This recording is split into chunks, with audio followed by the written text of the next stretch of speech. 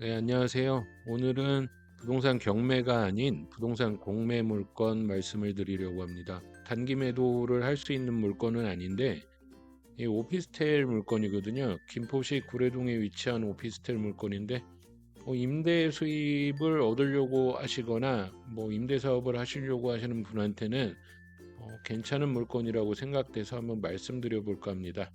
김포시 구례동에 위치하고 있는 현대 써앤빌더 킹이라는 오피스텔이고요. 현재 3개의 물건이 나와 있는데 동일 소유자의 물건입니다. 그래서 3개를 다 입찰하셔도 되고 마음에 드시는 하나를 입찰하셔도 됩니다. 주소지를 보시면 A동 A 05-0375, B 05-0695 이렇게 돼 있는데 A동 5층 37호라는 거고 B동 5층 69호라고 돼 있습니다. 이 현대 써앤빌더 킹은 1890실 상당히 큰 오피스텔이고 한 동으로 되어져 있는데 등기상으로는 A동, B동으로 나눠져 가지고 있습니다. 위치를 보시면은 구례역을 중심으로 일반 상업지역이 형성되어 있고 일반 상업지역을 가로질러서 한강 신도시 3차 프로지오 맞은편에 위치하고 있습니다. 위치는 여기고요. 도보로 구례역까지는 15분 정도 소요되고 직선거리로는 1.2km 정도 나오고 도보로 17분 소요된다고 나와 있는데 대략 걷다 보면 한 15분 정도 소요될 거라고 생각됩니다. 물건을 한번 보시면 현재 한 7회차 정도 유찰돼서 오늘 날짜 25년 6월 19일 오늘 날짜로 현재 7,790만 원에 입찰 중에 있습니다. 임대 수요는 괜찮게 있습니다. 그래도 오피스텔에서 임대 수요는 괜찮은 편이고 본 물건의 임대료 같은 경우는 300에 40만 원 남짓 정도로 생각하시면 될 것 같습니다.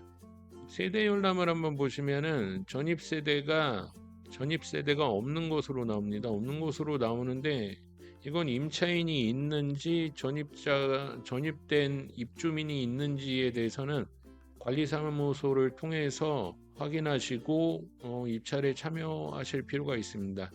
이 오피스텔이라는 게 주택임대사업자를 내지 않는 분들은 일반 임대사업자로 운영을 하시는데 그 일반 임대사업자분들이 소유하고 있는 오피스텔은 전입 신고가 불가합니다.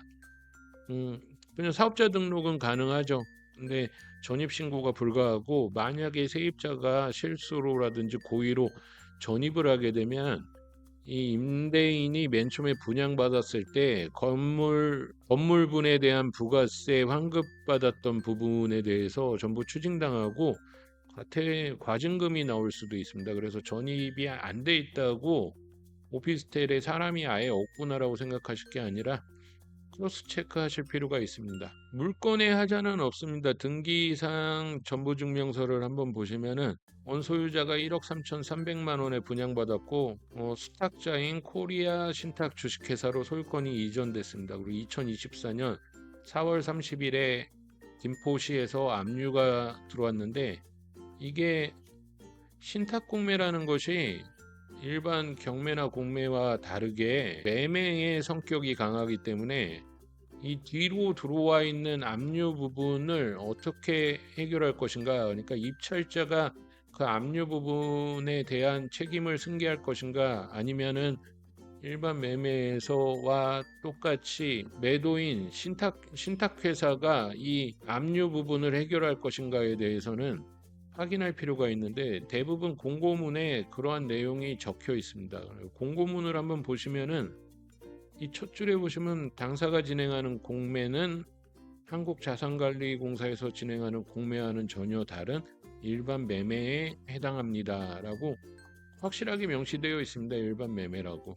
밑으로 쭉 내려서 공매 목적 부동산에는 이 동일 소유자가 가지고 있던 이 세 가지 세개 호실이 전부 표시되어 있고 그다음에 공매 목적 부동산 및 공매 관련 세부 내역은 등기부 등본 또는 현장 확인을 통하여 직접 확인하시기 바랍니다. 매매하고 똑같죠. 재산세 등 본 공매 물건에 대하여 발생한 당사가 납부 의무자인 제세공과금, 그러니까 소유자가 납부 의무자인 제세공과금 체납으로 인한 부동산 압류는 당사가 매매대금 정산 시 본 공매대금에서 이를 납부합니다 라고 표시되어 있어서 코리아 신탁 주식회사에서 신탁 등기 이후에 들어와 있는 김포시청의 압류에 대해서 본인들이 말소를 하겠다고 명시적으로 표시되어 있습니다. 제가 보여드릴 수 있는 부분은 이 부분인데, 이게 신탁 공매에 나와 있는 현대 써낸빌더킹 오피스텔 원룸형 이 오피스텔의 실제 사진이고요. 방 공간, 뭐 화장실 뭐 이렇게 생겼습니다. 6.66평이고 본 물건이 구례동에 위치하고 있는 오피스텔 중에서 좀 나중에 지어진 물건이라 집안 컨디션은 다 괜찮습니다. 그리고 수납 부분도 잘 돼 있고 냉장고, 세탁기 등 옵션도 대부분 깔끔합니다. 화장실은 이렇게 샤워 부스까지 개별적으로 표시 다 되어 있습니다. 그리고 이건 제가 실측해 본 그 오피스텔 사이즈고요. 이렇게 긴 면 쪽으로가 4m, 그 다음에 창 쪽 면이 2.5m 정도로 되어 있습니다. 오피스텔 내부는 데미지 없이 대부분 깔끔합니다. 표제부 보시면은 2022년형이거든요. 그래서 한 3년째 운영 중인 오피스텔이라 본 물건도 신탁공매 이전까지는 원소유자가 임대차 계약을 체결하고 운영했을 것으로 짐작되고, 그렇게 운영 중이었던 물건이라 아예 뭐 집을 무방비 상태로 놔두진 않았을 것 같습니다. 제일 중요한 이 오피스텔에 입찰하실 때 금액에 대한 부분인데, 제가 추천드리는 금액은 마지막까지 기다리십시오. 5,410만 원이 될 때까지 충분히 받으실 수 있을 겁니다. 5,410만 원에.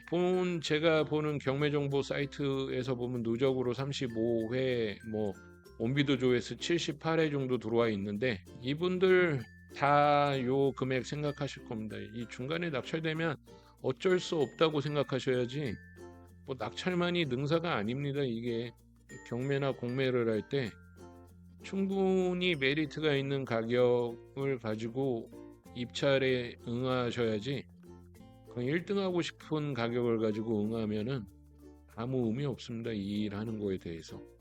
그래서 거듭 말씀드리면 마지막 7월 3일 기다리셨다가 최저가에서 만원, 10만원 한번 더 써보시면 충분히 낙찰 가능하실 거라고 생각합니다.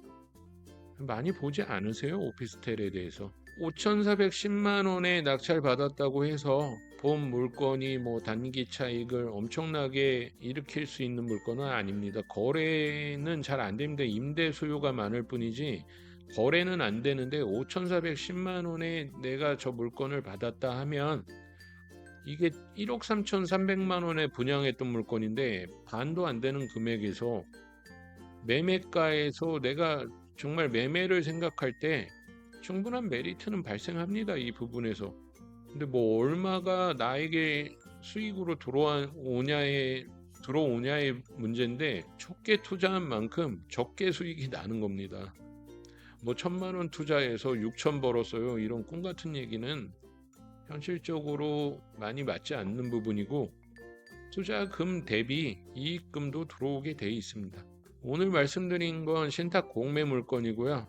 이거 온비드 통해서 입찰이 가능하고, 이 물건에 관심이 있으신 분들은 한번 온비드 통해서 확인하시고, 특별하게 문제가 없는 것 같으니까 이 부분에 대해서 한번 크로스 체크 관리실을 통해서 하면 알려줍니다. 이 관리실에서도 관리비가 들어와야 되는 부분이니까 관리비 미납 내역이라든지 지금 입주자가 있다 없다에 대한 부분이라든지 그런 부분을 알려주니까 한번 체크해 봐서 도전해 보시면 좋을 것 같고요. 혹시라도 임차인이 입주하고 있다고 해서 그 임차인이 무슨 대항력이 있다거나 낙찰자에게 무엇을 요구할 수 있는 권리가 있지는 않습니다. 이 임차인은 뭐 신탁회사의 동의를 받아서 들어왔다고 해도 그 동의가 신탁회사가 이 임대차 보증금을 반환해 주겠다는 동의가 아니기 때문에, 반환해 주겠다는 동의계약서가 있으면 이 부분에서는 신탁회사가 반환해 주는 게 맞습니다. 그거까지 승계하라는 조건은 없으니까 그 임차인에 대해서는 대부분, 그리고 한 300 정도, 보증금 300이나 300 이하의 소액으로 들어와 있을 가능성이 크니까 적당히 얘기하셔서 수월하게 명록 가능할 거라고 생각합니다. 7월 3일까지 이 기간 동안 이 물건이 매각되지 않고 있다고 하면 한번 저 정도 가격으로 한번 노려보시는 것도 괜찮을 거라고 생각합니다. 네, 고맙습니다.